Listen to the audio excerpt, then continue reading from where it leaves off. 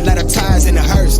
I've been on the vibe, kinda hard to describe. I'm in between, I'm good and it's fine, but I'm tired of the grind. Then I come alive in the night to realize I'm in the middle of the time of my life. I never so packed for the stack, never lied on the rap. Got a bag from the way that I write it. Queen looking Tyson, through that I survived, doing 80 to the house. Then I hit it to the sky, changed haters on a tirade. Talking to the crib in the face, be still like I hate stuff fade. We all want the same, we all want a meal in the safe. I wanna live like I'm trying to reach enlightenment. Trail spill from my lips, feel bent from the bit. Take a sip till I pass out.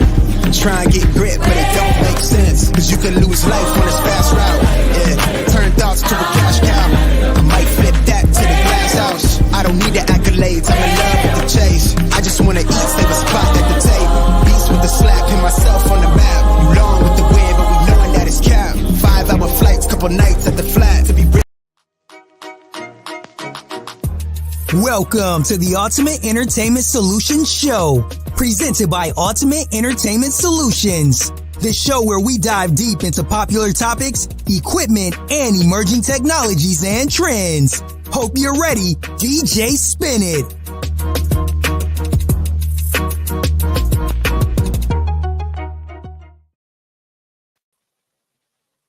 What up, ladies and gentlemen? We are back tonight, Thursday.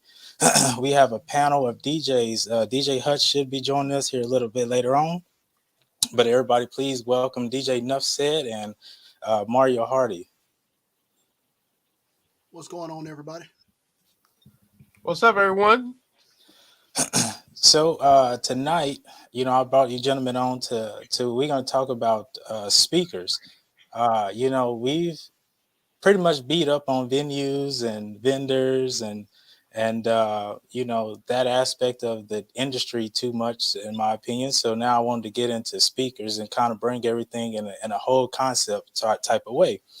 We've talked about speaker placement and why is it so important. So now we're going to dig deeper into what that actually means and why speaker placement is so important and some of the terminology and logic behind it, because I still see a lot of the gimmicks that some of these companies are pushing out. You'll see 4,000 watt, 3,000 watt, subs, this and that. And I mean, they try to make it so appeasing to people, but in essence, the sub is not that great or the speaker is not that great. Mario, I know you deal with a lot of both speakers because of the quality and the great product that they push out. I've recently switched over to JBL QSC. I know a lot of DJs that use EV, which is another good speaker, Yamaha. But, we have to dig into why those are good speakers and what makes a good speaker. And then, you look at frequency response. What is frequency response? What is that in essence to a speaker? Why is that important? What's SPL? Why is SPL sound pressure level? Why is that important? Is that more important than wattage? Then you go into your dissipation angle. What is that? A lot of times we don't even take that into account when we set up speakers, but that is actually important, especially when you go into feedback and then when you go into the overlap of speakers, where you start to get that overlap and it starts to sound kind of tunnely. Then we'll talk about column arrays. What's the difference between column arrays, line arrays, which I talked about on a different podcast earlier in the last year, actually. And then we'll just talk about your regular top speakers. What's the difference? Why those are different, and just some of the different, applications that, you would use those in and the purposes for those. I have some videos. I have a video. This video is not mine. The credit goes to Pro Acoustics. I do also have some websites that's going to back this. This is not basically me just jabbering about stuff. This is stuff that some of the professionals have actually come up with. So I did some research and trying to give you the best explanation that I can give you, as well as trying to kind of put it in layman's terms. So before we start, I just wanted to go over a new speaker real quick that has just come out, and I'm going to share my screen real quick because this speaker, it actually kind of has me kind of interested. Um, so let me go ahead and share this screen real quick.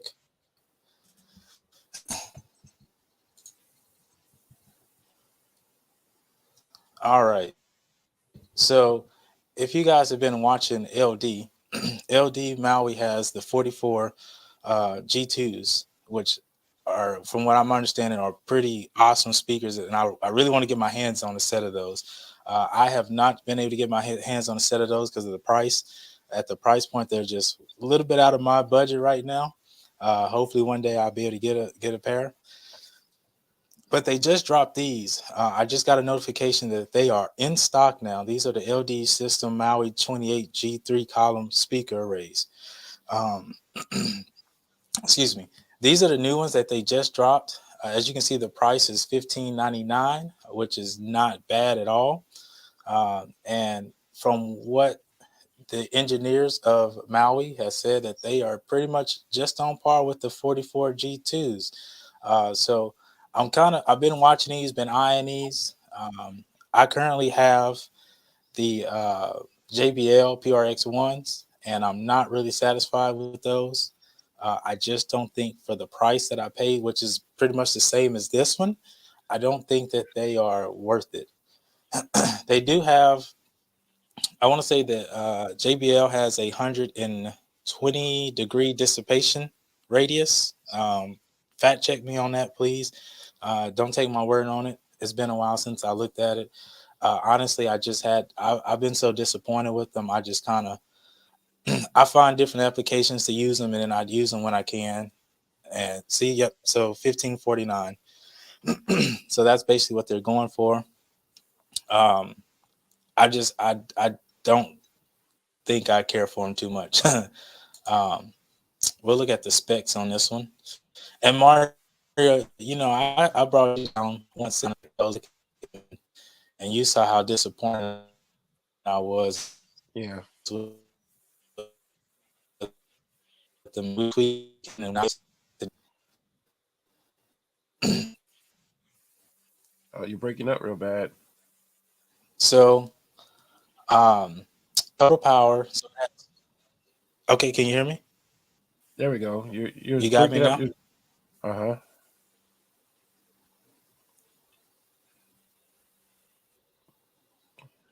Okay. All right. So total wattage RMS is 1,000 RMS. It has a 2,000 watt peak, which doesn't really matter because who cares about the peak wattage? Right. The 1,000 watt RMS is what you really care about. And then the next thing we want to do is find whatever is SPL is, the sound pressure level.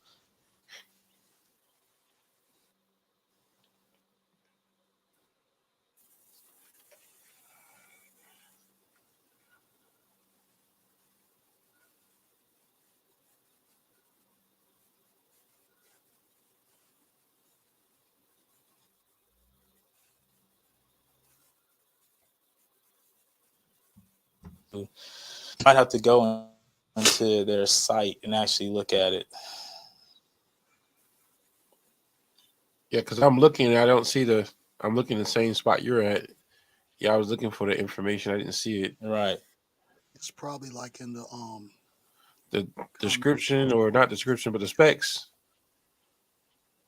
No, I mean like So this one has the specs will be 120. in the comments and somebody I ask. Oh yeah. Excuse me. Let's see. Well, our specs are down here. Um, Okay, it's not there. I see we're talking about the frequent asked no. questions. Yeah, and it's Bluetooth too. All right. Yeah, it has Bluetooth capability. Nice. Yeah. Hey, G, I'm telling you, yeah, they just dropped these. Yeah, they just came out. And the warranty is Omni only 2 Access years, Sound, which line is not bad. arrays, DJ parties. About What'd They you got say, a 2 year Mario? warranty on it, which is good. Yeah, get that warranty.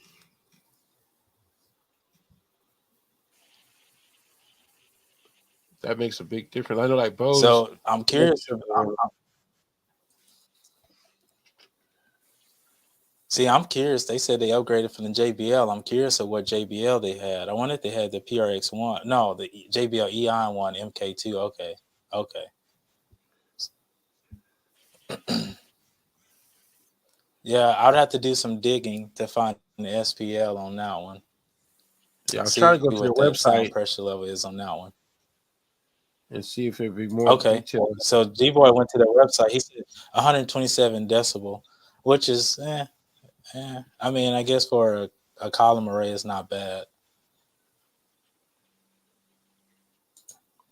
I guess for a column array, it's not too bad. I usually like for mine to be around uh, um, the 134 area.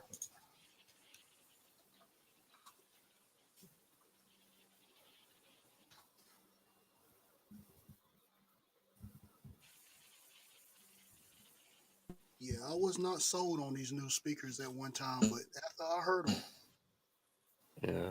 got to rethink some things now. So if we look at how much, so you guys see the price difference in the 44 G2s, right? 28. Right. So there's your price difference, right? um, I mean, I heard nothing but great things about these speakers.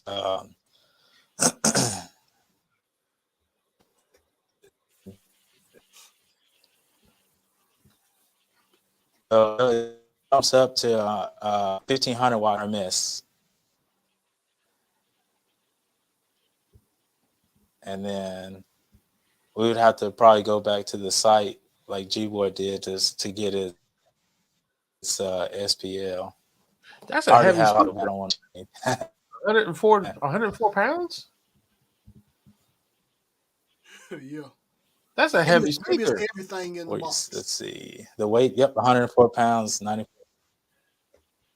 Right. Yep. Yep.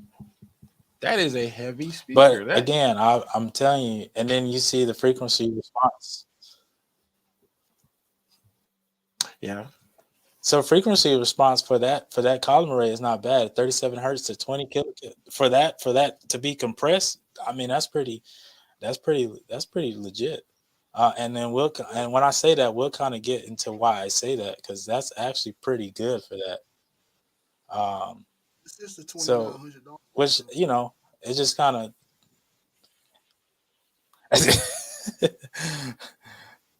Now, let me. Because You that know is what? And crazy. maybe we need to highlight that because there's a lot of people that doesn't know what that means. The frequency response. A lot of people don't understand what The that SPL. means. No, the frequency response. Oh, the frequency. Oh, okay. So we're gonna go into that. We're gonna go into all of that. Okay, I'm about to say, because that's something that we're talking, and believe it or not, a lot of people have been DJing for years, and I ain't gonna lie, I just learned that information about 3 years ago, what that really means. Right. So I had to learn it because when I was looking at subs, I'm like, yo, why is this sub? I'm thinking I'm equivalating subs to tops. I'm going like SPL and this, but then it's like, well, yeah, but then you got to look at your frequency response, because now that's where you get that feel, and that's where so that's when you start tying all this together, and you're like, it's a science, and this is crazy. I'm like, yo, I didn't know I was fixing to sign up to be a math teacher, and all this frequency, and I didn't know I was signing up for all that when I became a DJ. I thought it was gonna be, hey, RMS, wattage, and plug and play and go. Like, but Yeah. you But live and you learn, and this is the type of knowledge that you get to share to actually have people saying, okay, I am putting my money in something worth it, instead of paying $28.99 for something that's only going to give you half of what it's supposed to, so exactly. it makes all the difference in the world in the end. And that's because that's what I Exactly. learned when I got. So Mario, when I you were bought talking about Bose. frequency response. Say again. Oh, go ahead. No, go ahead. I said that's what I learned about the Bose speakers. Their the frequency response is one rated kind of like the best because of all the different frequencies. I mean, it's like Bose has its technology to where it is like it makes everything sounds crystal clear. The clarity is like it's ridiculous. And even when you put a Bose speaker up against a QSC, I mean QSC. Don't get me wrong, it can be loud, but it's not the clarity is just Right. not there. Exactly. Exactly. which explains why So Cadillac uses them in all their vehicles. Right, right. He's right. He's absolutely right. Yeah, you got a lot of the high yep. end vehicles. They put Bose speakers inside their vehicles. Exactly. Exactly.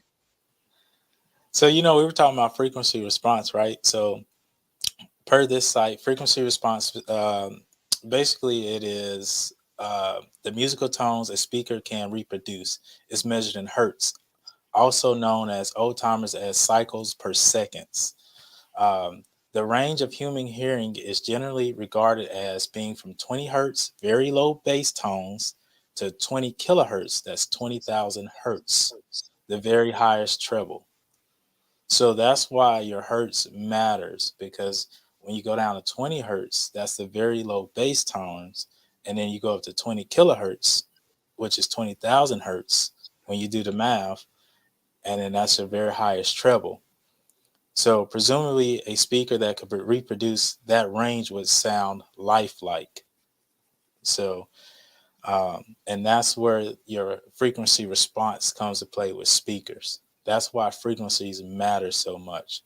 Um, if you've never gone in with your speakers and so here's, and I challenge everybody because I saw this from another DJ and they challenged me basically uh, when they had, I believe it was like a YouTube. They said go in and play with your frequencies. They said get rid of your mixer board and play with your frequencies. Cut out certain frequencies and see what it does to your sound.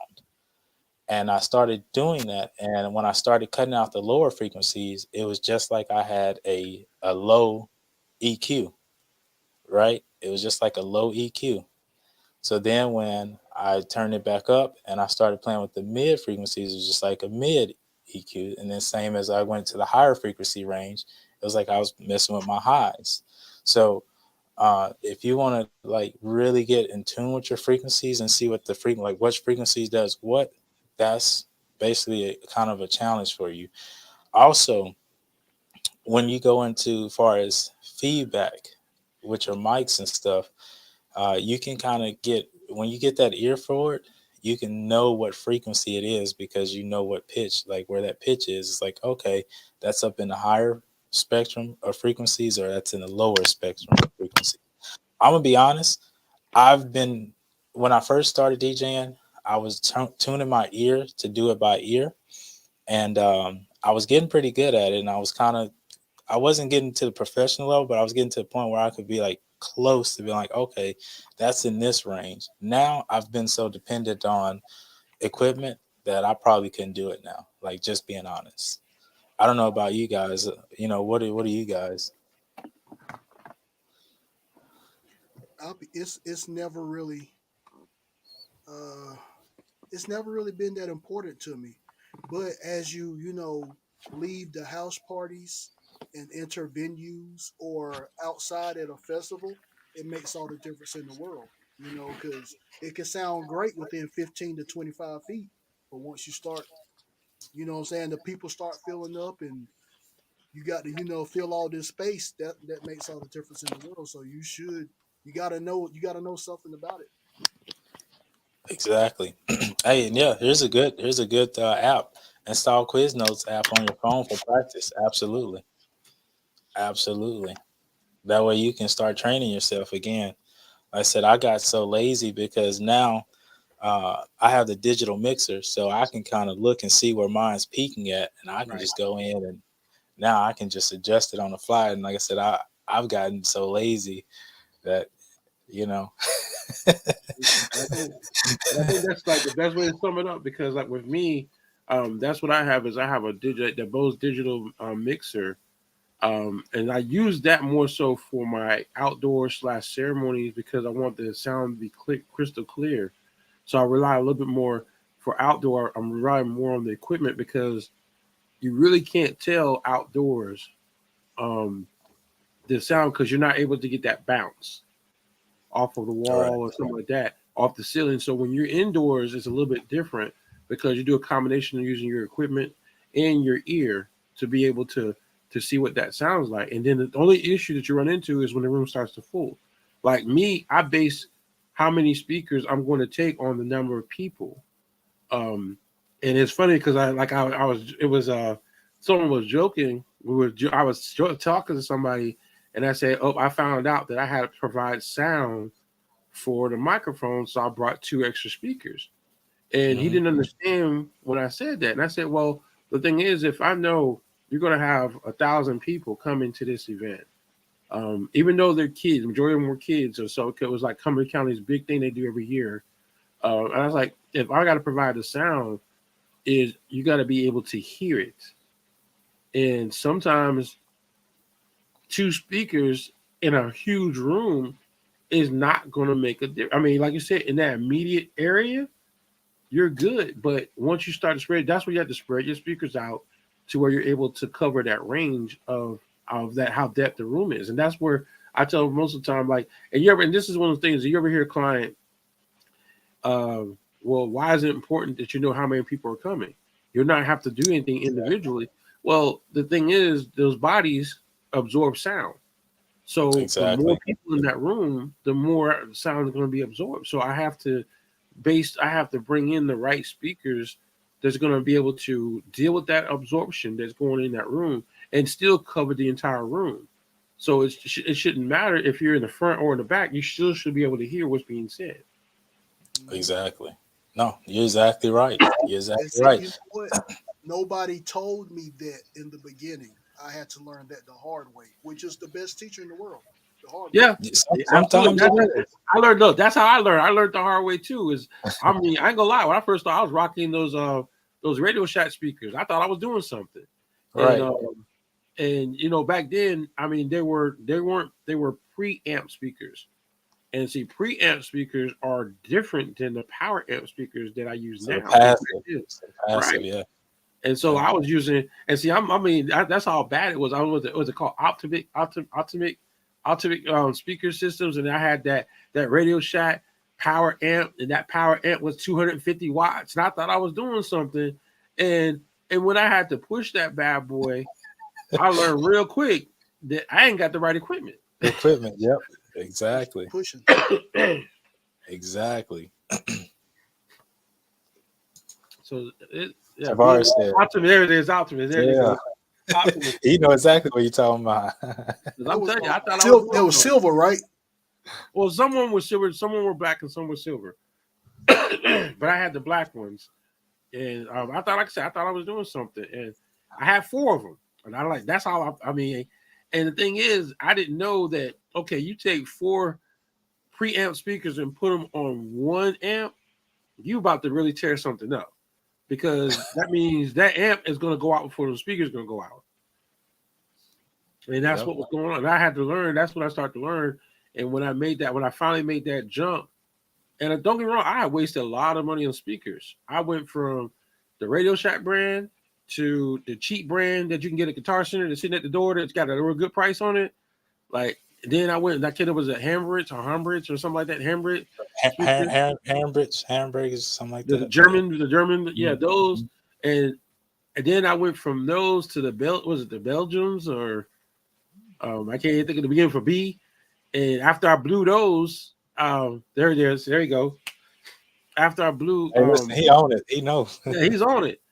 And after I blew those speakers, messing around, then I said, you know what? Let me stop playing around. Let me go with the QSCs. And when I went with those QSCs, to this day, I still got them same QSCs, and they still haven't done anything wrong. Nothing. I mean, everything was good. So the thing about the QSCs is that they were loud, but the quality wasn't there. Because all it took for me to hear Bose speakers. Now, get me wrong, I have Bose in my home, but they never had Bose for DJs until they start coming out with the. I think the first one they came out with was the L1s, and then from the L1s they had those professional ones. I've had the same growing pains. And so, like, that's something about you learn. I mean, we all baptized by fire. I tell people now, if you're going to start, you might as well start with QSCs, because at least you're going to be covered until you start to understand and learn the different things about sound. Because I'm telling you, it messed with when I got that Bose digital mixer. That is when I started to understand the actual the frequencies. I mean, I did not know any of that stuff until I got that Bose digital mixer, because that mixer is going to teach you stuff that you never heard of before. Right. Because it has a visual indicator. Because like Right. I had the digital, and then I had the analog, and I tried to learn it on the analog, which, you know, I again YouTube University, um, and you know that's I think where it's I the go. best university, but go ahead. So, you know, you're trying to learn it, but you're doing tweaks and stuff, and you don't really have a visual representation. So you're like, wait, what did I just do? What did I just change? Because now it sounds terrible. And then you change something else. But now when you have that visual on a digital, I can see exactly what I'm changing or what's exactly maybe peaking, and I can just go right there. Now, granted, again, not everybody can afford those digital and stuff. So, you know, this is why we're kind of doing this, to kind of just give a general synopsis of what frequency is and why it's important. So, you know, again, this is like, you might find yourself in a situation where you need to cut a frequency, where you just need to, like in your sub or something, you need to do what they call as a quick crossover or whatever you want to call it. You know, you need to cut a frequency out real quick. This is basically, now you know what you're doing, because if you go into your sub settings, you can cut like a low. If you go look in your frequencies, it says what is it, low filter cut, I believe it is, and a high pass filter, low pass filter. Well, that's, you know, basically a quick a quick what is it, a quick shortcut to this, basically, because it's a low pass filter and a high pass filter, so it's just hitting those frequencies. And then these charts are just, I'm sorry, I go would ahead. say with the Bose speakers, they actually have the buttons on it to where it gives you that choice by pushing the buttons on those, like on those frequencies that you want. Hmm. That's what I say. Bose is kind of they made it They can. easy. They made it easy to make changes to it, but at the same time, you know, you still want to understand why you, because like the thing is, you see all these high speed buttons on the speaker, you push it once and it changes the sound what it sounds like, but you don't know what you're doing. And that's all I Right. was doing was I push a button. Oh, it sounds better. Okay, I'm good. And I'll go on about my business. I don't really until I really start looking into it. And that's why I was like, oh, okay. Right. See, and like I said, these are just graphs that's showing you like a flat line, basically flat line over the frequencies, and um, when it goes plus or minus 3 decibel in loudness of your frequencies. So there's a lot to get into frequencies. I would definitely, you know, advise you guys and girls to kind of like literally dive deep and try to learn, you know, frequencies, and just figure out exactly what it is and what it means when you're playing with frequencies, because it does matter. Um, Yeah, it really does. It really does. Especially when you're and out in the again, crowd this listening was and you know sign. something. What's that? When you're out in the crowd listening and you know a little something about what's going on, you can tell what somebody need to touch up on. You know. Exactly. And this is by contributor articles. So, like I said, this is not my work. I didn't do the research. I just kind of found this, and you know, this is good. This is good, you know, information.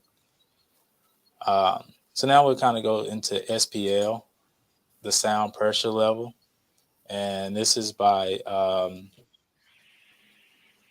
www.engineeryoursound.com. And basically, in simple terms, sound pressure level stands for, or SPL stands for sound pressure level. It's a way of measuring the amount of pressure that sound waves are exerting on a given surface. The higher sound pressure SPL, the more pressure the sound waves are exerting. SPL is important as it measures of the perceived loudness of a speaker. So SPL equals loudness of a speaker. It's not that wattage as we think. You know, we see Right. again, man, these companies put out their 4,000 watt, and you, so put it in this terms like this, you can get a company that puts out a 4,000 watt speaker that has an SPL, so a sound pressure level of 96. And then you have another company that puts out a 2,000 watt that has an SPL of 137. That 2,000 watt 137 is going to be louder than that 4,000 because the sound pressure level is way louder. So I want to say, I think it's every 3 decibels or every three decibels, it equals louder. Um, when I was reading in the notes. So for reference, a whisper is about 30 decibels. Normal conversation is about 60 decibels, and a rock concert is about 120 decibels. When you're going for sound, um, and that's just one thing. Like so I would say is like for your QSCs and your Bose, they're both peaking at 132. So that's the reason why I like when I went from KOC to Bose. They're all their information is almost identical. I think Bose just has a different their clarity. Excuse me, the clarity is just a little bit better, but their numbers are pretty much about the same. right. Okay, so I was a little off. Well, the decibel. So it says, for example, if one sound has an SPL of 60 decibel and the other sound has an SPL of 80 decibel, the second sound is twice as loud as the first. So um, that gives you a reference. A speaker with a higher sensitivity rating will be able to produce more SPL with less power. We won't get into really how you measure because we're not going to necessarily measure that. It's already measured coming from the factory because they already put it in there as like, hey, this is what your SPL is of your speaker. If you want to learn more about how to measure it, then definitely look into it. We just want to know exactly what SPL means, what it relates to us, and then what to look for. And then also, if you look in here, it also talks with frequencies between 20 hertz and 20 kilohertz, if we remember what that relates to in the previous article we read. So that's basically your frequency spectrum for hearing is natural sound.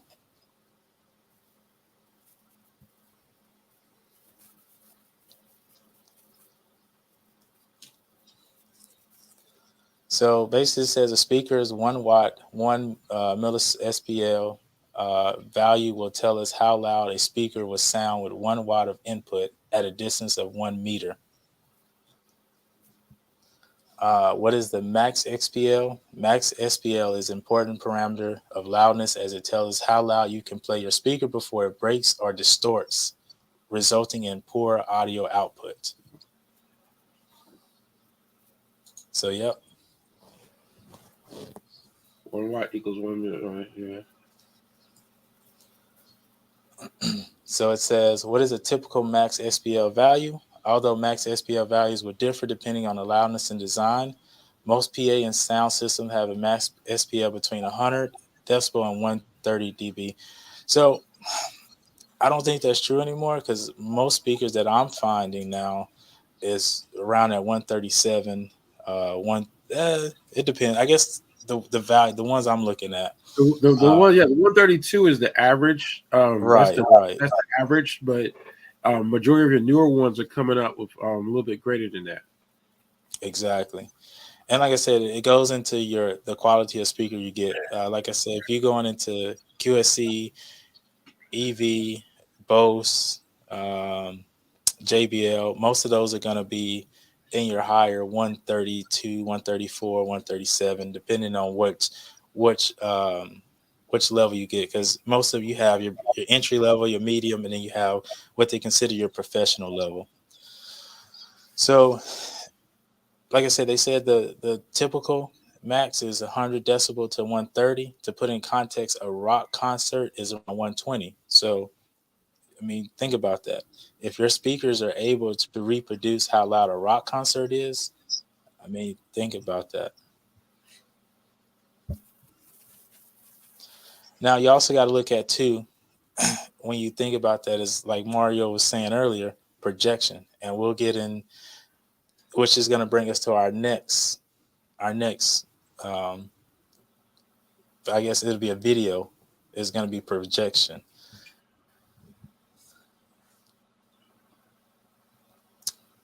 And this continues to talk about frequencies and SPL and how the different frequencies with the SPL, how it can change, and basically it sounds, and it equates to like loudness.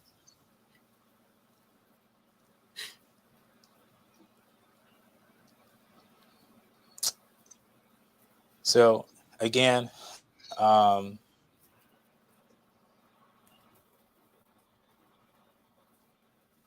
this one is www.engineeryoursound.com if you want to learn a little bit more about it. Um, and then we're going to get into the dissipation. So this one is like the dissipation patterns, coverage angles, and placement on Pro Acoustics. And this is by Pro Acoustics. So again, one thing I do like about the QSCs, right? It has like a 75-degree angle. So Right. when I am forced to go upstairs, my QSCs are my go-to because it has that downward angle and it down fires. Because if you think about it, any speaker that you have, if you're already up top, and then if your dissipation pattern or your coverage angle is, when we get to talk about it, if it's already has a vertical of, let's say, 90, and you're already pretty much at 90, then where's all your sound? Your sound's going to go over them and they're not going to hear it. So I do like that in the aspect that it has a down firing speaker pole hole that you can put it on and it down fires. Now all of that, now you have your full pattern and your dissipation pattern that still goes to the crowd like you need it. And that's one thing with the So this Bose is about speaker. a 9-minute video. I Go said I ahead. was gonna say with Bose speaker systems, with the F1 series, it automatically adjusts to your like it automatically. When I say you can push it to where you can do the C configuration, the J configuration, where Really? you control the projection of the. Oh yeah, the F1s in the middle where all the array is built into the speaker. You can push it down. So let's say if you want to project high and low, you put in the C configuration where it automatically adjusts to it. It actually the speaker itself it can adjust to the actual like how you want to project your sound. So are the tweeters and everything, are they offset, or are they still in line? They're actual on the F1s. They're offset, but they're in a Okay. configuration to where it's the way they built it to where let's say you know how most speakers are straight, right? Right. The face of it is straight. Well, it has it where you can push the top to where you can make the sound go up, and you can push the bottom for the sound to go down. So in the C configuration, you have more coverage of a room, Okay. a lot high and low. So like when I'm doing venues that have 2 floors, I go C configuration because then I can cover downstairs and upstairs all at the same time. Okay. I didn't know that about the JB So or yeah, the the Bose F1s are the only speakers I see that do that. I haven't seen anybody else change that. Now they might do it within the speaker system, but this is where physically you can control how your sound is being projected. that's proud. Okay. I'm about to look into that a little bit more then. I just thought about getting a new speaker pole, something that would angle. Say again. I had just thought about getting a new speaker pole, something that would angle down, Right.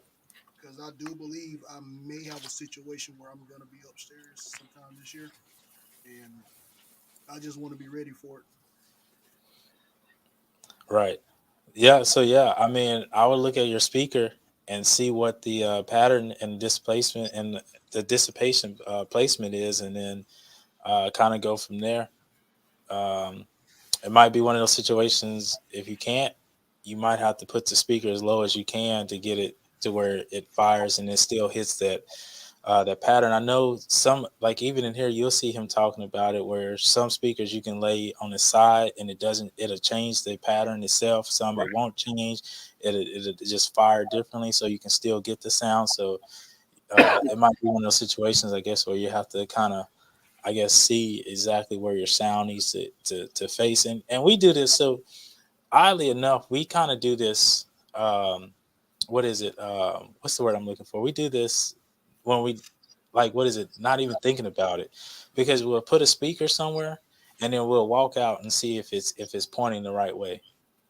But that's what we're doing. We're checking, the pattern, the coverage angles. That's basically what is. We're just putting a name to it now. Because like we're like, hey, all right, my crowd is going to be here. I need to have my speaker firing here because this is where it fires. Now it just says, all right, it gives you more of the parameter, like how big of a width it is and how much height you have. And it just kind of tells you kind of where you can play.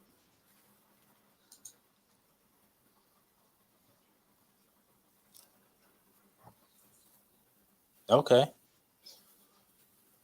So they had him at his last appointment. He said that they sounded good, but they always use them outside. So in the building, he knows they would sound better. Yeah, absolutely. Yeah. Yep. Yep. So we'll let him take it over for a little bit, and let me make sure. I just want to make sure I got my sound. I'm gonna unshare it. I'm gonna reshare it because I want to make sure that the sound is there.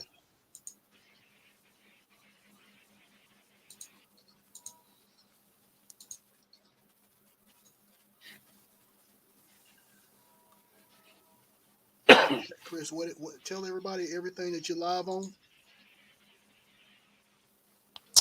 So I'm live on Facebook, Twitch, and YouTube. Okay. Follow that man.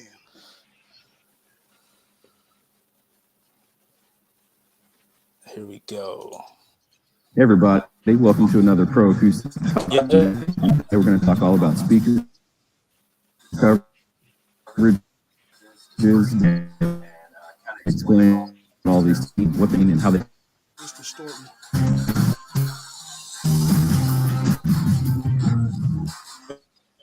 Is it?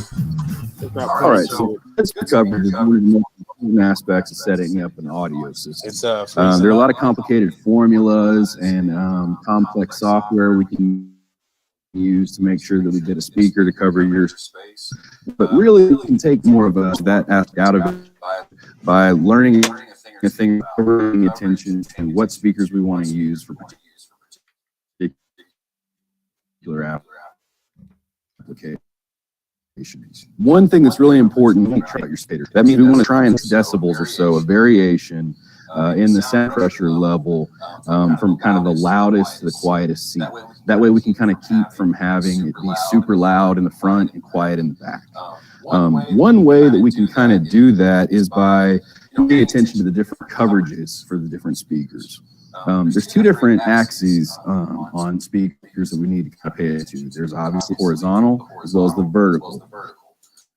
Different speakers kind of have different coverages to allow us to know how that speaker will perform, how wide it will cover, and also how high it will cover. The main consideration with horizontal coverage is we want to kind of keep in mind that we want to cover all of the audience from both sides with minimal overlap. The more and more that the speaker high frequency drivers, or the horns, the more that those overlap, the more likely we are to get hot spots, areas that are louder than other areas, as well as what's called phasing. Phasing kind of can be thought about as interference or cancellation with sound waves. Places where two different speakers are aiming at the exact same location, where sound waves basically interfere with one another, either by creating too much of one particular frequency or not enough of that frequency in that area. When taking into consideration horizontal coverage, sometimes it makes sense to think in terms of whether we actually need a stereo system or a mono system. when we say stereo, lots of people think stereo is always going to sound better. You know, stereo hi-fi system like it was marketed back in the old days. Stereo really means different information coming out of a left speaker and a right speaker. In a stereo system, we're actually getting different information coming out of those two different speakers most of the time. Some spaces actually can be covered by a single mono speaker or single mono array, which actually helps to prevent some of these horizontal coverage issues that I just described. So it's worth taking into consideration whether some spaces may actually be better served by a mono system. Besides horizontal coverage, it's also important to take into consideration vertical coverage, how high the speaker pattern actually comes out and where we need to point it. This is kind of where the elevation, the height of the speaker comes in, as well as the speaker distance from the audience. A large part of speaker coverage is finding a balance between where to put the speaker and how loud the speaker is going to be. We want to make sure, and keep a speaker high up off the ground, out of the way, to where we can make sure that it'll throw to the back of the room, but also make sure that it still is covering everywhere we need. Speaker does no good if it's all the way up on the ceiling, pointed straight ahead, but all your audience listeners are down below. So we want to cut a nice balance of pointing directly at the people as much as possible.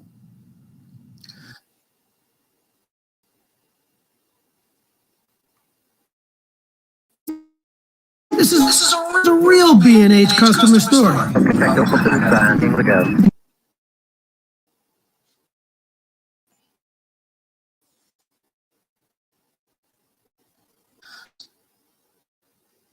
Sometimes it's also necessary to add what's called fill speakers, which are basically small speakers either at the back of the room, sometimes at the very front of the room in a theater or a church or an auditorium. And these fill speakers basically help to cover some of the areas that the main speakers may not be able to reach easily. Every venue ultimately has some of its specific challenges, and we can always help together. Sometimes a dance club with a really low ceiling is going to have challenges making sure to get high sound pressure levels all the way in the back. But that's where good system design that takes into consideration things like fill speakers and whatnot can really kind of come through to help resolve your any issues from a cross perspective. As mentioned before, most loudspeakers have what's referred to as dispersion pattern. We call things like dispersion on their cut sheet that refers to their wave guide. A wave guide is actually a portion of the speaker itself. Sometimes it's a horn that actually attaches to the high frequency driver and determines the coverage of the speaker itself, primarily on the high frequency driver. How wide is it going to cover versus how high is it going to cover as well? That generally is related to the actual physical size and shape of the speaker itself. Sometimes bigger speakers are able to have a wide variety of different coverage angles. And that kind of is displayed here in the speaker. We have the Yamaha C115V. It's a 15-inch woofer loudspeaker that has three 40-degree CD horns. CD basically means constant directivity, which basically means that it's a symmetrical coverage pattern. It's 90 degrees. So basically, if you think of being on axis, straight on with the speaker, it's 90 degrees wide. It's 45 this way, 45 this way. So you can basically know that it's going to be even on both sides, symmetrical. There are some asymmetrical coverage pattern speakers out there, but those are a little more complicated, but definitely reach out to us if you think something like that might be applicable for you. These are really good coverages to take into consideration because, like I mentioned, this one is a 90 by 40, which is pretty common in a lot of speakers. Also a 90 by 60, a little higher vertical pattern is also pretty common. But what's really important to take into consideration here is that if you were to basically mount the speaker sideways for any reason, you take that same dispersion and rotate it. So now it's no longer a 90 by 40. Now it's a 90 by 40. So some actual speakers also have rotatable wave guides as well, where you can actually rotate the horn inside. It's particularly important to look at dispersion when looking at stadium speakers from companies like Atlas and JBL and Community Loudspeakers that actually have things like 90 by 90 or 60 by 60. Or even 50 by 20. The reason why that's important is those dispersions can actually impact how far the speaker will throw. Something like a Community R2-52Z is a 50 by 20, which means that you're getting a very narrow dispersion, so we'll throw all the way across the football field and still have it sound nice and rich. Dispersion also comes up quite a bit with ceiling speakers. Ceiling speakers are a little bit more unique in that rather than having a horizontal and then a vertical pattern, they actually have what's called a conical or cone shape dispersion. Normally in 100 degree, 130 degree. There's some that are as high as 180 degrees. But the idea is with a ceiling speaker, we don't want it to necessarily, it's going to be pointed down. We don't want it to necessarily have a vertical and horizontal pattern. We want it to have a nice even pattern to where it comes down as a cone shape, to where it's even regardless of whether you're standing in this spot of the speaker coverage or over here. We want to make sure you're still covered by that. So once again, though, a wider dispersion coverage means a wider area that speaker is going to cover. You've probably also heard the term line array come up quite a bit. Line arrays actually combine lots of individual speakers to create a larger dispersion pattern. This applies specifically with column arrays, the tall, skinny arrays that have lots of individual speakers firing straight ahead. Most of those have incredibly wide dispersion angles, many times 100, 120 degree plus, but very narrow vertical patterns. That also helps to allow us to point the speaker exactly where we want it.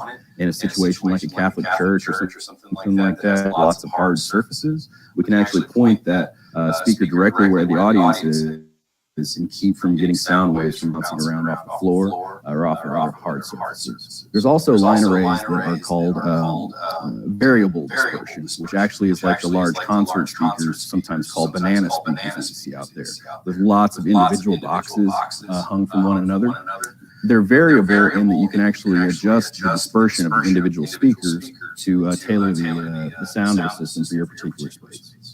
At the end of the day, with these coverages, we always want to basically consult a professional at some point, make sure we get the right coverage angle for our space. And also, if you already have a system in place and you're trying to kind of fine tune it, you want to use your ears to determine, am I pointing my speakers at exactly the right location? Does the space sound particularly noisy? Am I pointing too much at the ground, too much at a wall?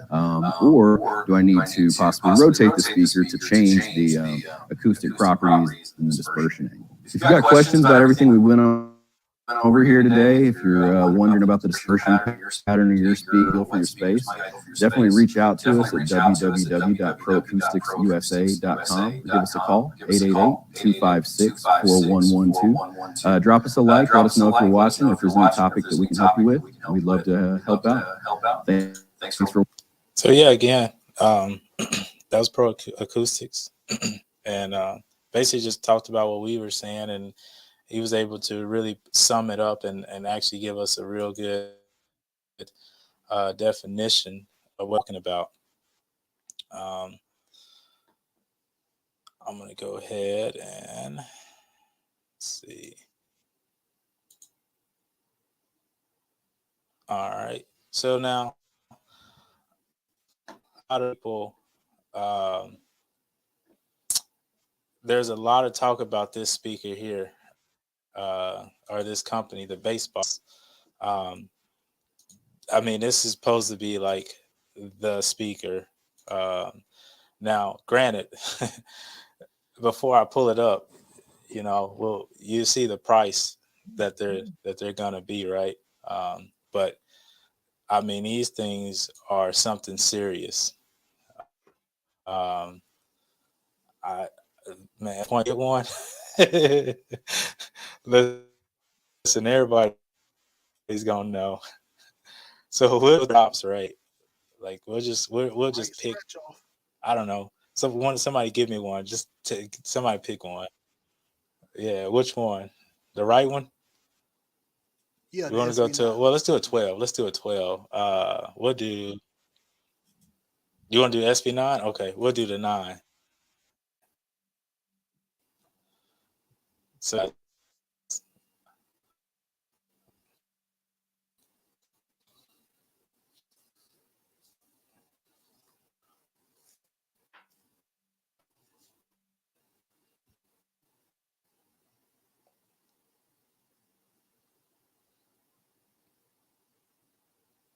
you got me? Yeah. All right.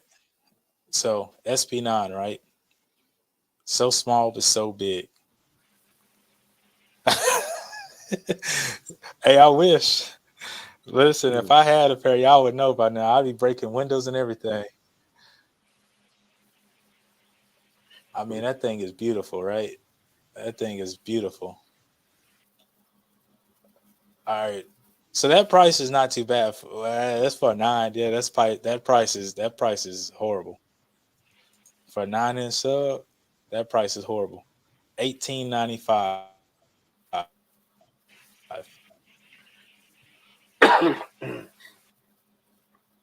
And my wife would kill me. And then get the second. Lead out.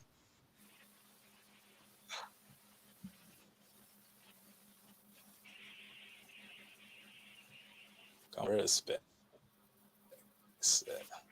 There we go.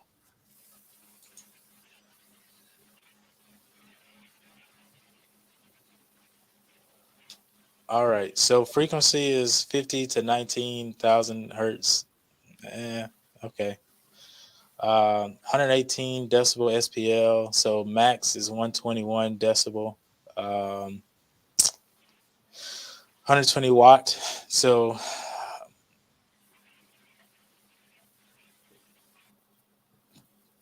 That's a 26 Indian speaker. pounds. So it's a light speaker. It's real light speaker. Right. Yeah. That's, I mean, for a 9-inch though, for a 9-inch, that's not bad for a 9-inch speaker. Yeah. Yeah, because And then if nowadays, you want to see like the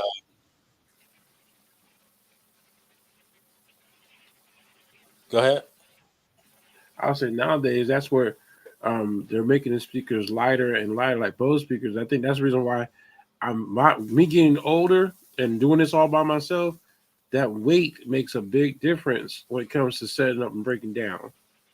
Yep. And I think that's where I pay a little more attention now to the weight of stuff than I did before, because get 50 years old, it's a whole different ball game. Get 41. So that's yeah.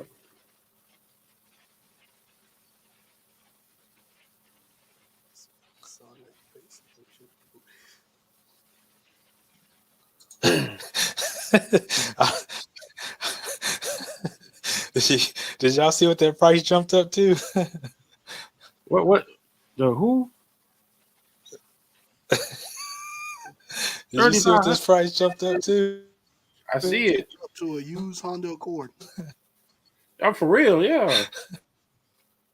Man.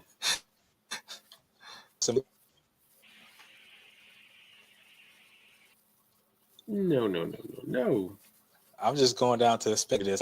This is all I don't listen. I don't want to hear any of the gimmicks. Just show me the specs. Yeah.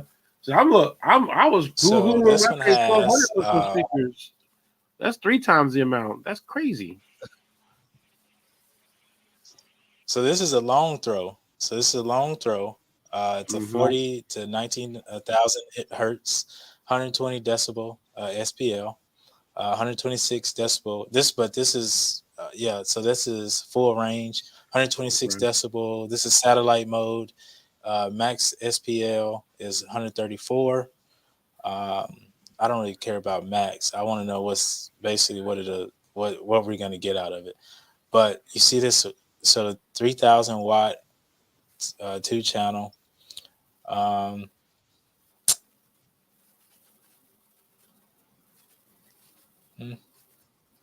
I'd have to hear it for that price. I'd have to hear it.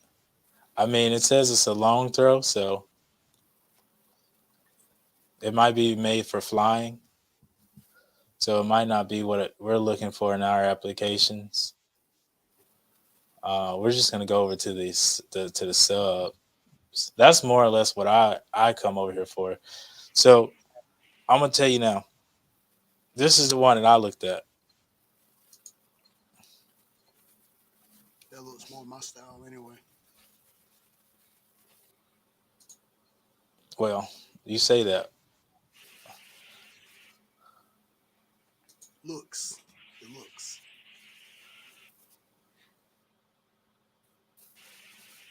but I got to start getting something lighter because I have a smaller vehicle now. Right. And see, I would tell you that that's what right now my whole big thing now is modifying my system to be able to travel. Like I got a big event in Florida.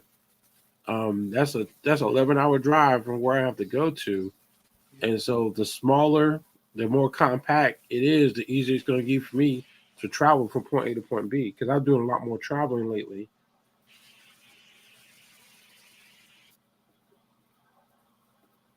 That's another reason why I went for Bose speaker systems is that they're smaller, compact, and lighter.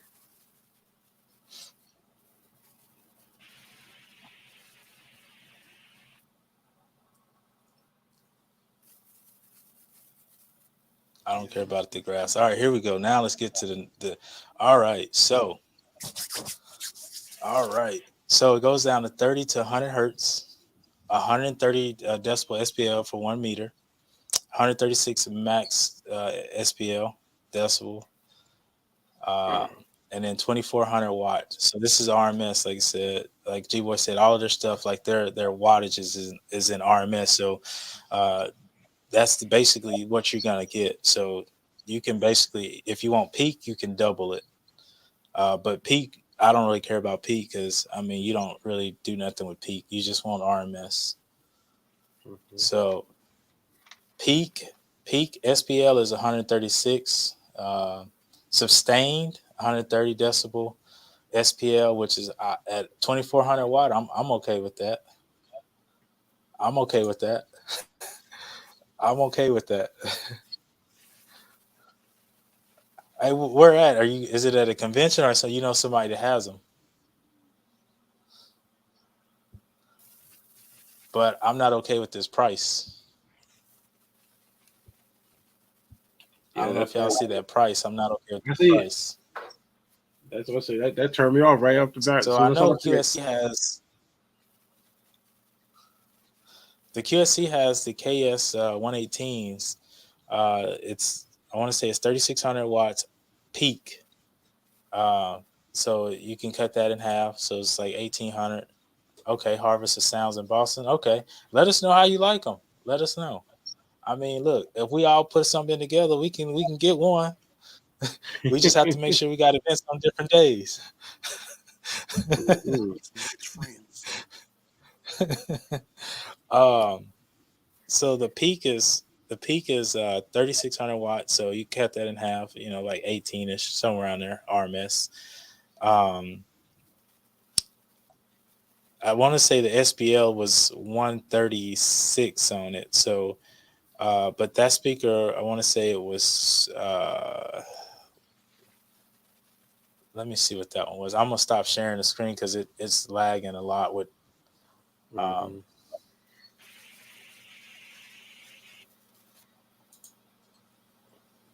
but I'm gonna pull it up real quick, and then I'll share it again. Let's see.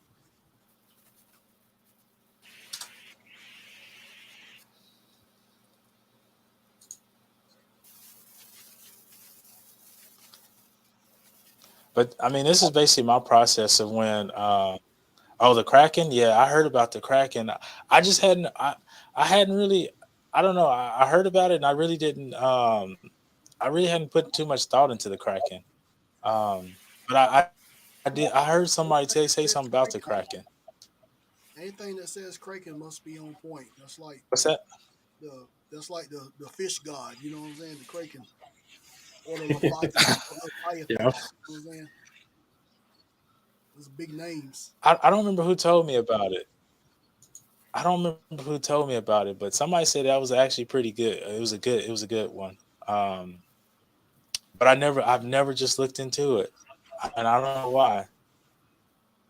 I don't know if it's because I've always just heard baseball and I've been biased to that. I just because of the name. I don't know. Well, All right, so baseball I'm gonna is all read over the Instagram. screen quick, and then Yeah, oh baseball yeah, is all over Instagram.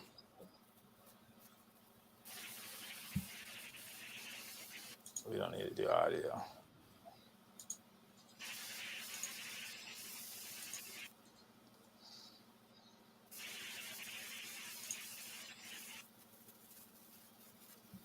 She's quad 21-inch sub. No, man, listen.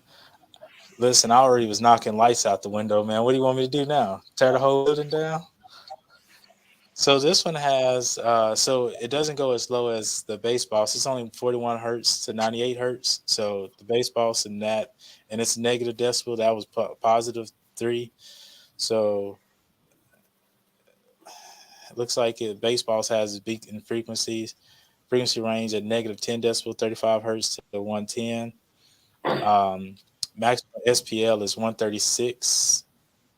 But then, like I said, once you cut that in half, you get less, but then you double that with your SPL. So again, not too bad. I mean, the price $19.99, so it's not a bad price for your the QSC KS 118. Um, I'm gonna look for Mario, see how heavy it is. Mm.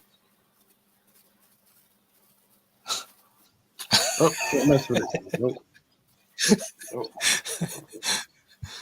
And see, I'm looking at my Bose speakers are average. I think the sub is the heaviest thing, and I think it's only 65 pounds. Let me look and I see mean, that. you only add another 40 pounds to it. You fine. Nah, ain't no He-Man. Listen, put it on some rollers and you good. I think that's the whole reason of going Bose was because it was compact, it was small, and it wasn't that heavy. And I know what Right.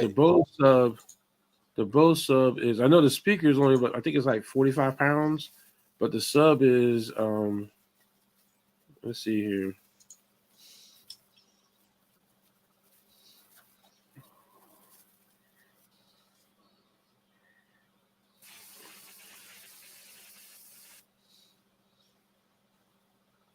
This is by Dayton Audio.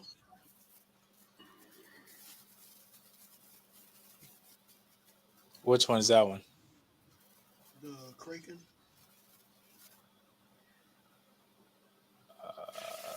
I'm looking for it now.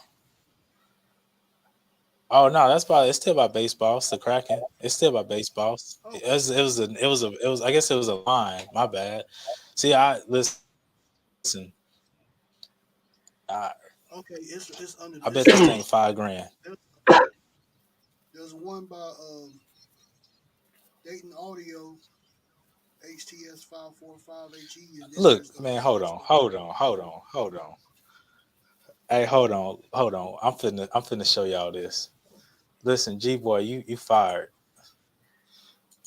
Listen, he fired. He fired. Hey, look at this price. 16,000. To who?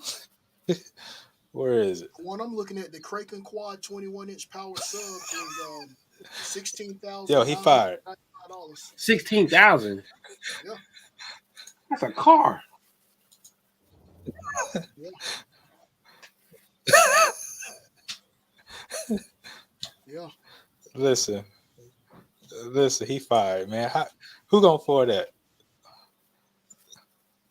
We need rich My man friends. fired.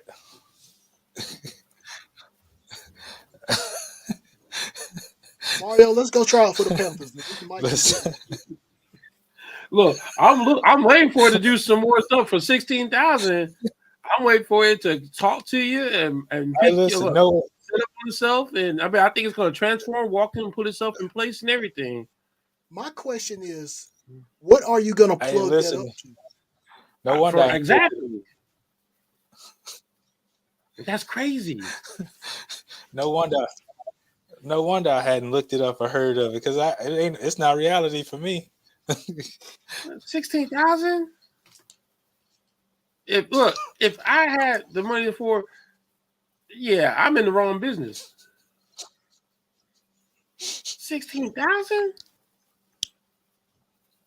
I'm gonna see if I can get Yeah, up with Guitar Center because they got one advertised. I'm gonna see if they can get one actually in the building so I can hear it. wait, Guitar Center has one? Yeah, I'm looking at it right now. Where? What Guitar Center? Two power. It says, Listen, with two power amps, you gonna blow every. I bet there's probably not a venue out there that you can plug it up to. 8,000 Most of the watts. venues,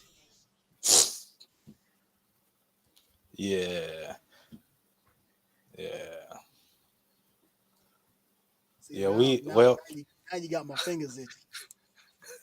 Listen, I tell you what, you go buy it, and then I use it. It'd be like both of ours, and I give it back to you. Man, Man, you better look. You better have an arm guard on that stuff when you roll it to go set up and break down. That's look, like, let me tell you. Somebody said Listen. they drink on that crank and they want to. oh, ooh, ooh. That's that self-destruct button right there. I'm going full Mike Tyson. Now, listen, they can sit they drink on it because I'm just gonna go get a new one. Hey, listen, go on and mess it up. Give me a new one. Nah, I just keep getting a new one. good gracious. Listen, So you now I'm what curious, how do you transport this thing? casters? You got to have a van or Armor card. a U-Haul or something. Like you got to. It's got to be the 10-foot truck. What up, And see, Jay? Appreciate you joining us. and I think that's one of the things that you have to look at now is what DJs are looking for as far as it's like speakers. The quality, of course, you're looking for the great quality, but then you're also looking for setup and breakdown. The how you're going to get it there, how you're going to get it back. And I think that's why, like with the Bose speakers, the subs that Bose are putting out, the small compact subs. I mean, I can fit if I'm going small setup, I can fit those subs in the back of my truck with no problem at all. Is when I Right. have to take the bigger subs, then that's when I got to take the trailer. Yeah. You're right. So that's where you get into how much stuff are you willing to take? Listen, Right. They're mainly for super large Absolutely. setups and festivals. now I'm gonna take it to a prom. You get about 6 of those and put them in front of the stage. Look, you have those kids holding. Look, what's that movie? What's that? The tapes, the Maxwell tapes, where the guy's sitting in the chair and he just waits for the music to come at him. Yeah. Well, let's do that. They'll put a couple of chairs in front of them bad boys and see what happens. Yeah. Listen, they ain't gonna tell me they want me to bass if I take it to a prom. I'm gonna have all the bass they want. That's You're gonna have it. to nail your table down. That's fine. Hey, let it fly. Mhm. You have to hold your controller in your hand and hold your controller like a violin. You ain't gonna be able to. Listen, hey, Tavares, you ain't wrong about that one. Them things stand on the floor. If even somebody point at the stairs, I'm walking right back out and refunding the money. Hey, here you go, your money back. I'm gonna be honest with you. You don't even have to take them out the vehicle. Just plug them in. I mean, they're gonna be able to hear them. I mean, you ain't got to take them out the vehicle. Just leave them in the vehicle and just run the cables out there to them. Yeah, but I still want windows in my vehicle when I get back. Just roll them down. Just roll them down. You don't shout if you roll down. Hey, listen, y'all. Hey, listen. If y'all see me with a GoFundMe, y'all just know what I'm going for. Well, guess what? I'm gonna have me one too. Listen, hey, it's gonna say support the Kraken. Wait, I'm like, what's Kraken? Don't worry about it. Yeah, I would love to have something like that. I would like to play with some audio like that. Like just to get the feel of it. You know what I'm saying? Oh Like, yeah. especially Oh yeah. outside, because the stronger that pound is, the more they go crazy. You know what I'm saying? Like, and those speakers is guaranteed to get you that reaction. Jumping and taking their shirts off, man. And some people just like bass in general. I hope they don't have a pacemaker. Well, you know what? And the thing is, and I think that's another thing you got to look at too, is when will you get a chance to use those? Because think about most events we do. I mean, I think the highest amount of people that we're working at, maybe I think at the most is maybe 500. Listen, I pay 16,000. They coming to every event. They coming to a Sweet 16. I don't care. I can see you now. There was 4,000 people in Listen, the Arbor listen. Day. It's gonna. That I couldn't turn the volume up, so it didn't matter. Wouldn't matter if I had one or not. Hey, Yeah. that's fine. They listen. That's fine. It's gonna be a nice centerpiece. They coming. 16 grand. They coming. They coming to everything. That would have But got my me. thing is, what customer are you going to get that's going to cover you covering $16,000 worth of speaker system? Listen, I don't know, but they gonna come to everything. Listen, I'm gonna be all about the bass, no trouble. I'm telling you, you look better yet, just mount them to your trailer and just back the trailer up to the door, and just you know that's.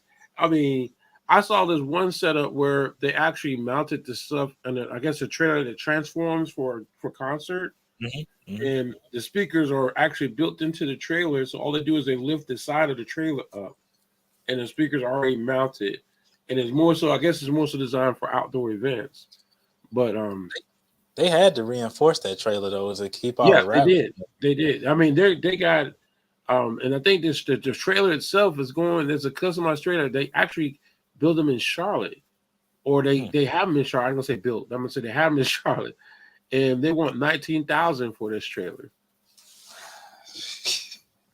Oh, they can keep it. Well, shoot, if you got $16,000 speakers, you might as well go ahead and get the trailer too.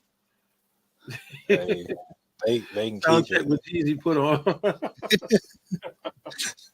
Listen, you gonna put it on and they gonna tell you to get out. So yeah. Yeah, I would But love yeah. to hear one. I really Oh, would. tell me about it. That would be great. Let me ask this question: have y'all noticed that there's a lot of venues now that are not allowing subs? Yep. I mean, I've just encountered the venue that that has the decibel, but well, no, actually, I take that back. Yeah, I had one that you could not have a sub, so I couldn't even run my JBL Pure X1 because it was technically a sub built into it. They said you could, even if you could cut the sub out, you could not have it. So I just could only bring tops there. I'm still trying to understand what's the big deal about the subs now. I'm just starting to notice it. It's started to change. Is that they won't allow you to have subs? The lady at the place that I was at a couple of weeks ago was like, some people pay so much money for their glasses, like they're supposed to be some type of crystal, and they don't want it messing up, breaking like downstairs or whatever. That could be a reason too. Um, they don't want subs and pictures because they think they're just too bulky or whatever. Like I've heard a lot of stuff, but yeah, like Jay said, the glass protection. If you got a hard hitting system and you got a wine cellar, that stuff is gonna rattle out. It's been known to happen. Um, but yeah, So It's starting to so become I a bit. know Go ahead. I know what was told to me is basically because the sub is what travels the furthest, and that's basically you hear all that boom and the rattling further than you can hear the actual speaker. The speaker, because speaker drops off, the sound of the speaker drops off, but Right. the low frequency, basically what we were talking about today, that low frequency of the sub is basically what keeps projecting and keeps going on. So that's basically what I've been told is why some places don't allow it is because of that frequency and that boom and that rattle is what travels out, and they don't want that on that particular property. I know on Coat, yeah, that property in Coats. I know that's they got neighbors out there that don't even want them to have vents out there. Better yet, sound. Right. yeah, neighbors forgot about that too. So that's another thing too is you got to look into consideration. Because when I started to look into speakers, I had to pay close attention is what venues am I primarily going to be working out of, and there's no reason to purchase something if you can't use it. Right. Well, I mean, it doesn't mean you shouldn't. It means Yeah, say right, but have that option B and C ready.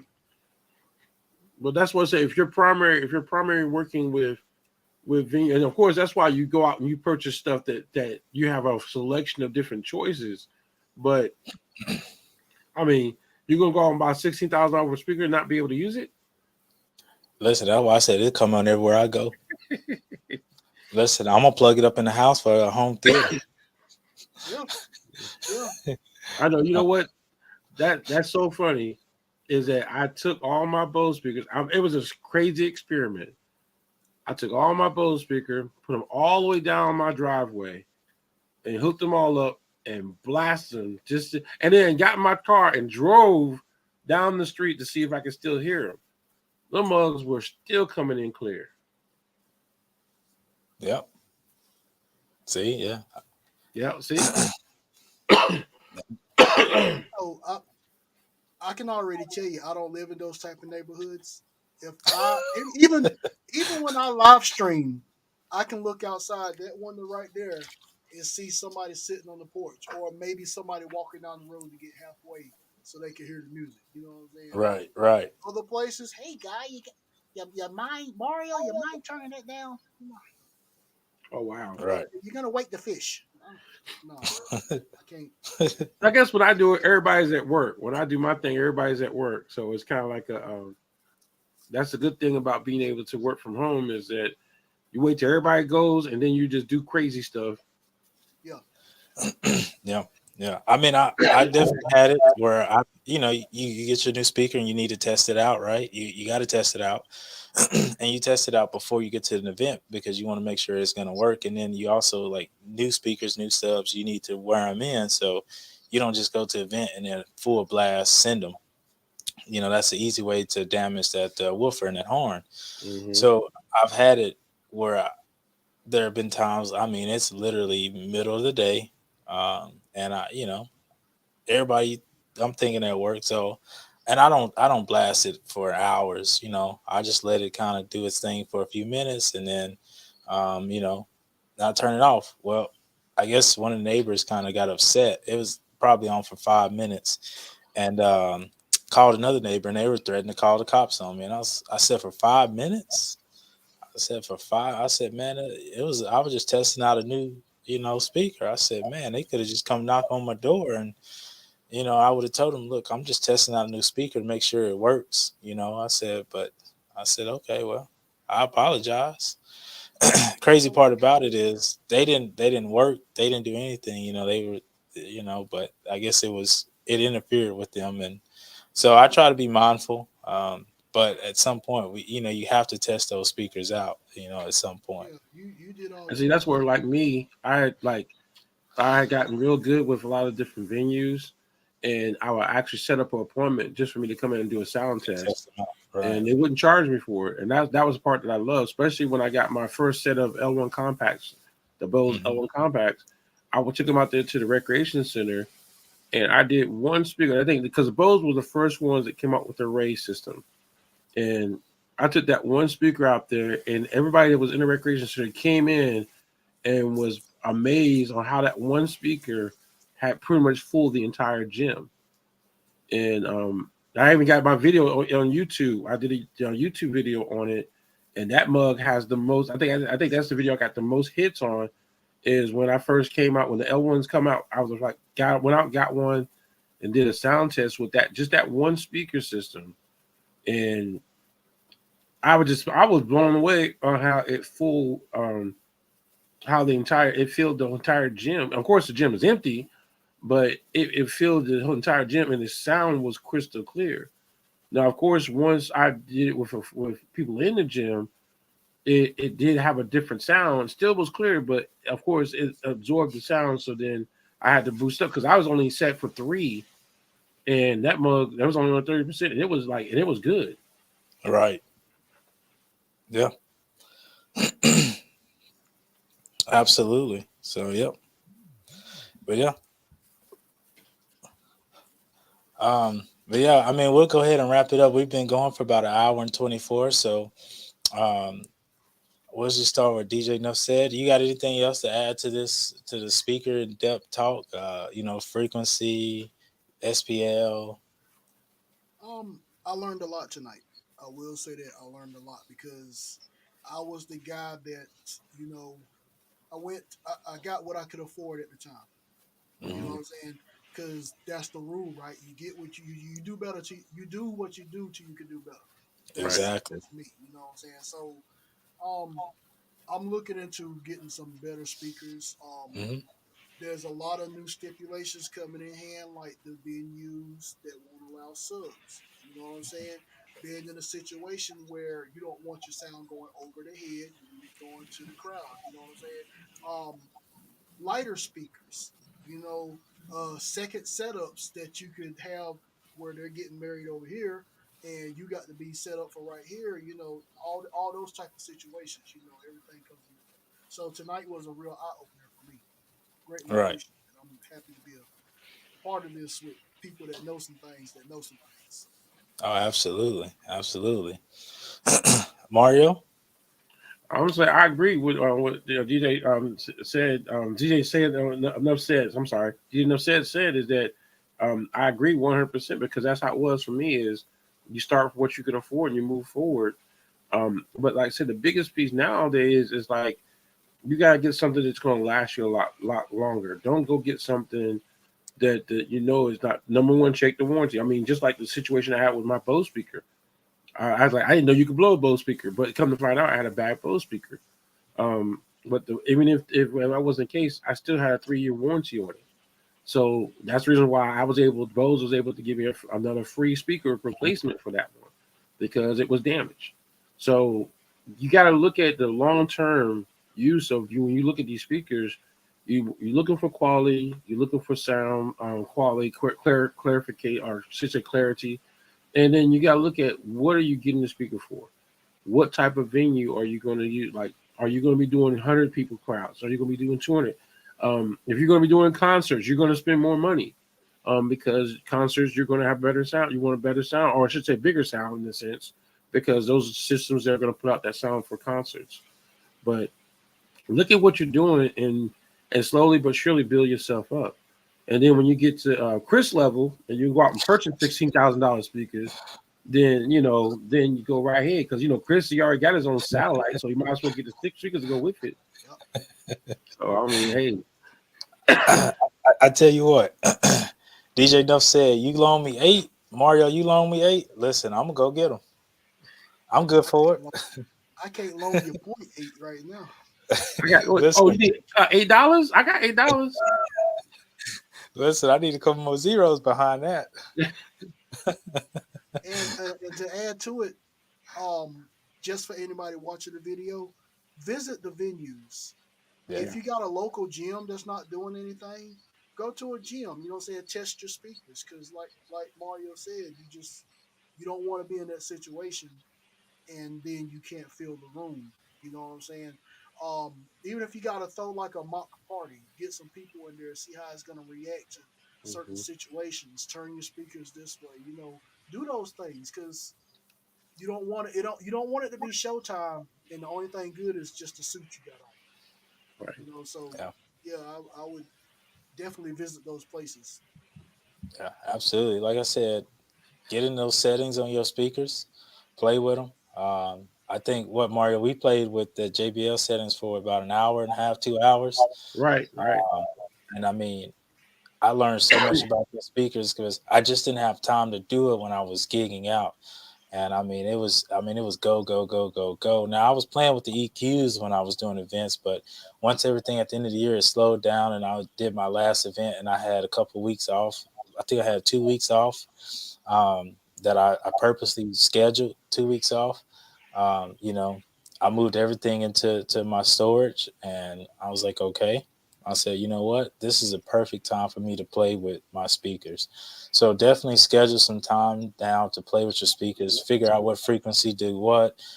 Because again, I mean, that's the only way you're gonna know what your speaker is capable of. And we didn't even get into some of the specialties that some speakers have, Right. because they have some special features that we didn't even cover. We're just Mhm. talking about the basics of your speakers. If you're going to go purchase a speaker, that way, if you only have a pot of money, like you have $400, $500 or whatever you have to spend, how to most effectively spend that money on a speaker to get the best speaker you can get for that money that you have. Again, we keep reiterating this, that you might not be at the level to get a QSC. You might not be at a level to get Bose. It doesn't matter. Every speaker range dollar amount has, different grades. So don't just think, well, I don't have the money for that one, so I'm going to get a crappy speaker. That's not necessarily true. I settled for Mackie, and nothing against Mackie. So Mackie, nothing against you. I just outgrew my Mackies way quicker than DJs I know that had EVs. EVs, they still gigging with them. And I mean, as much as I hated to admit, those EVs were a lot better than my Mackies. And it is what it is, at the end of the day. But once I started literally looking at the specs and trying to see why, it made sense of, okay, that's why these are better. Like there was no comparison. And the price range was maybe $100 difference. So maybe 150, somewhere around there. So it wasn't that big of a price range difference, It's the same thing that we tell our clients. Hey, you could settle for this, or if you want to pay just a little bit more, you get just a little bit, you get a lot extra, so what is it worth to you? But go ahead. And thing is, like a lot of people, there's a lot of music store programs that allow you to pay as you play. So don't, like I said, you got American Music Store, ZZ Sounds. American Music Supply. Yeah. I know Sweetwater's. I keep hearing that Sweetwater's now does. They have a special program as well. So, my whole business, the last 10 years I've been in business, I've went through ZZ Sounds to purchase a lot of my equipment. So as I was going out doing my events, I was paying it off as I was playing. So I was able to get the quality equipment that I needed to take care of it. And that's where the speaker systems, I think every single one of my speaker systems came except for, I think the Bose F1, I think those are the only ones that didn't come from ZZ Sounds. But everything else came from ZZ Sounds. All the speakers, my QSCs, my L1 compacts, and I was able to pay as I play. And that pretty much makes it easier for you to have the quality setup that you need as a DJ. So you're not paying all that money all at one time. Nope, exactly. But ladies and gentlemen, we're gonna end it on that. DJ G Boy, we got to get you on now that you're back. We definitely got to get you on. I appreciate each and every one of you who stuck it through and came and joined us and gave your input. As always, you guys gave awesome input, and I enjoyed each and every one of you. Hope to see you next time. We'll be here same place, same time next week. Hope to see you then. You've been listening to the Ultimate Entertainment Solutions Show. If you enjoyed our show, be sure to tell a friend. Don't forget to hit that subscribe button so you'll never miss a show. See you next time.